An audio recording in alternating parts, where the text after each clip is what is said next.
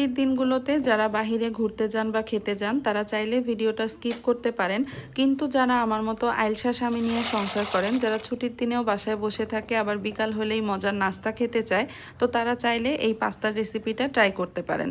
প্রথমেই একটা হাঁড়িতে পানি গরম করে তার মধ্যে লবণ দিয়ে পাস্তাটাকে সেদ্ধ করে নিয়েছি। পাস্তা সেদ্ধ হয়ে গেলে এরপরে আমি একটা প্যানে বাটার মেল্ট করে তার মধ্যে 1 চা চামচ পরিমাণ রসুন কুচি আর কেটে টুকরো করে রাখা মুরগির বুকের মাংসের টুকরোগুলো দিয়ে ভালো করে ভেজে নিচ্ছি। এরপর দিয়ে দিব স্বাদ মতো লবণ, 1 চা চামচ পরিমাণ গোলমরিচের গুঁড়া দিয়ে আরেকটু ভেজে নিয়ে তার মধ্যে দিয়ে দিব 1 চা চামচ পরিমাণ চিলি ফ্লেক্স। চিলি ফ্লেক্সটা দেওয়ার পরে মশলাটা যখন একটু ধরে ধরে যাবে, ওই পাস্তা সেদ্ধ করা পানি যেটা রেখে দিয়েছিলাম সেখান থেকে একটু পানি দিয়ে দিলাম চিজ, ঘরে বানানো চিজ। কেউ ডিম ভেবে ভুল করবেন না, ঘরে বানিয়েছি তাই ডিমের মতো দেখতে হয়েছে।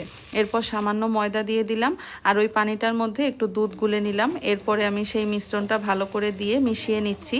তারপর যখন দেখলাম যে আরেকটু লাগবে, তো আমি আরেকটু পানি মিক্স করে এটাকে ভালো করে মিশিয়ে নিচ্ছি। এরপর সেদ্ধ করে রাখা পাস্তাগুলো দিয়ে দিচ্ছি, পাস্তা সহ এটাকে ভালো করে মিশিয়ে নিচ্ছি।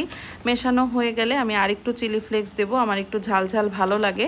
তো আমি এটাকে ভালো করে মিশিয়ে নামানোর আগে আগে আরেকটু চিজ আমি এরকম গ্রেট করে দিচ্ছি। ব্যাস রেডি গরম গরম পাস্তা।